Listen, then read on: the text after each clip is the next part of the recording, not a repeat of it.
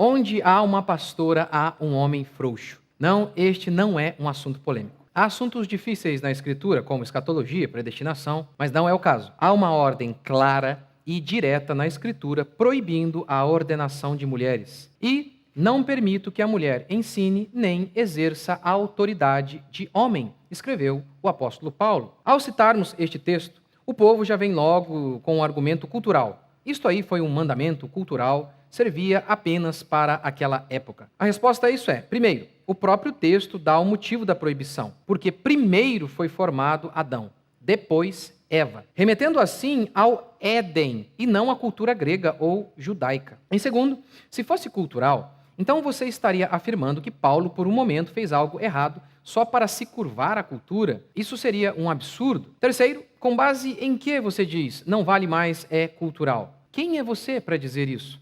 Há alguma outra passagem bíblica para dar apoio ao que você está dizendo? No fim, afirmar que é cultural tem sido a desculpa para desobedecer sistematicamente a Escritura. Inclusive, muitos gays cristãos, como se isso existisse, usam do mesmo artifício para aprovar o que a Bíblia condena explicitamente. Paulo falou que o homossexualismo era errado por conta da cultura da época, dizem eles. E o problema se torna ainda maior quando você consulta a Escritura e a história, o que te leva a concluir: não há menção de nenhuma pastora em toda a Bíblia e não há menção de nenhuma pastora na história da igreja antes do feminismo. Quando Paulo fala sobre as qualificações para o ministério, ele diz que o bispo seja marido de uma só mulher. Só um homem pode preencher esse requisito. Jesus escolheu 12 apóstolos e não 12 apóstolas, apostilas, cadernetas. Paulo elegeu presbíteros e nenhuma presbítera. No Antigo Testamento havia apenas sacerdotisas de Baal. Não havia sacerdotisas em Israel. Mas Débora não foi profetisa e juíza? Não, pastora, não sacerdotisa. E profetizar é diferente de ensinar. Tanto que nos dons ministeriais de Efésios estão apóstolos, pastores, mestres e profetas, diferenciando um do outro. Em Romanos 12, Paulo diz que há dons diferentes. Uns possuem o dom de profetizar, outros de ensinar, reafirmando assim que há uma diferença clara entre ensinar e profetizar. E quando você vai para a história, aí só tendo o cérebro corroído pelo feminismo para não conseguir enxergar que a grama é verde, que não tem pastorado feminino. Até 1850 não havia nenhuma pastora em nenhuma igreja do mundo. De 1850 até 1950, 98% delas se mantinham assim. Até 1850, nenhuma pastora. Em 1848 aconteceu a primeira reunião feminista, em Seneca Falls. Não havia uma pastora sequer, nem na igreja católica ou na protestante. Aí surge o feminismo, e de maneira mais oficial, e, pasmem, somente 2 anos depois começam a surgir pastoras. Coincidência, né? Claro que é coincidência. Não. O pastorado feminino tem origem no feminismo. Os movimentos feministas tiveram suas diferenças. Feministas discordaram sobre trabalhar fora. Alessandra Kollontai dizia que colocar a mulher no mercado de trabalho era quase uma condição de escrava. Outras, como Betty Friedan, entretanto, diziam o oposto. As feministas anarquistas acreditavam que lutar pelo direito ao voto feminino era um desserviço. Mas todas elas tinham uma coisa em comum: a crença de que não há diferenças essenciais entre homens e mulheres.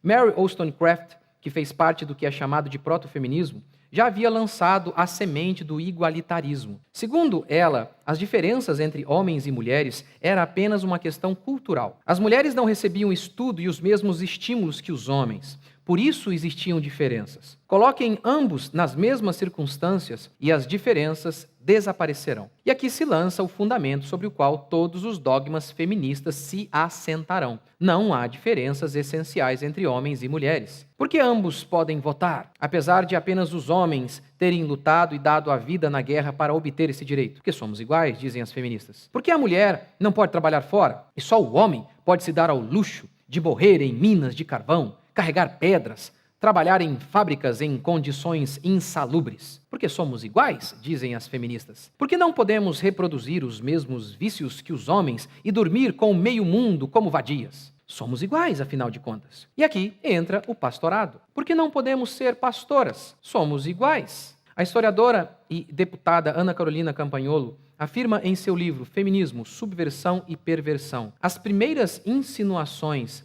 e apologias ao sacerdócio feminino dentro das igrejas começaram justamente com essa mulher, Elizabeth Stanton, que era antipática aos dogmas cristãos. Ninguém, mais do que a Bíblia, mostra a igualdade de valor entre homem e mulher. Em Cristo não há grego, não há mulher, diz Paulo.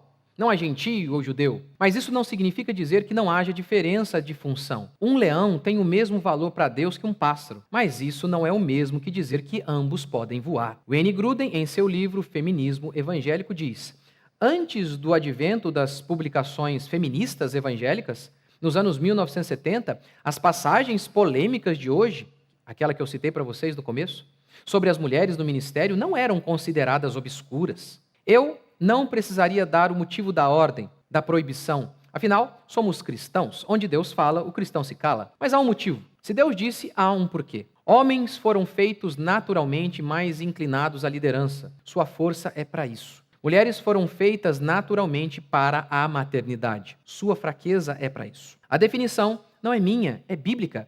Homens são cabeça e mulheres são frágeis. A fragilidade feminina, em se tratando da maternidade, é força. Imagine um ser bruto cuidando da coisa mais frágil que existe, um bebê. A ternura, o andar mais devagar, a tendência a se doar por completo é essencial para o desenvolvimento de seres 100% dependentes. Se os homens parissem e criassem as crianças, a raça humana já teria entrado em extinção. Mas a força bruta do homem é essencial à liderança. Seu espírito combativo é fundamental para a preservação do grupo. O evangelho é confronto. Imagine uma mulher pregando como João Batista, raça de víboras, malignos. Ou como Jesus, virando mesas e condenando fariseus, chamando-os de caixões fedidos, cheios de vermes. Nem combina com uma mulher uma coisa dessa. Na liderança também é necessário cortar um braço muitas vezes para salvar o corpo. Homens precisam expulsar certas pessoas da igreja para que um pouco de fermento não levede toda a massa. Mas mulheres, digam-me a verdade, vocês são essencialmente combativas? Não.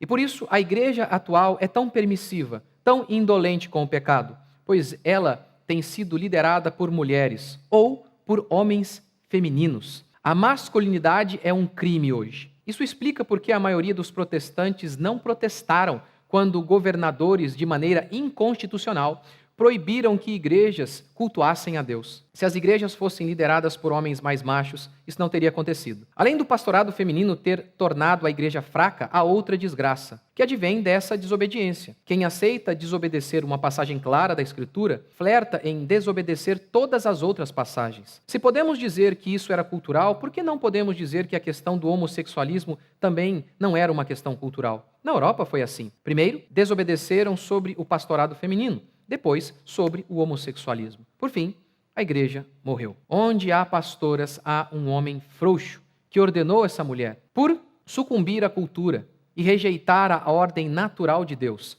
Quero, entretanto, que saibais ser Cristo o cabeça de todo homem, e o homem o cabeça da mulher, e Deus o cabeça de Cristo. Onde há uma pastora, há uma ordem criacional que foi invertida assim, na versão atualizada para agradar o feminismo. Quero, portanto, que saibais que o feminismo fez a cabeça de toda mulher, que agora é a cabeça de todo homem.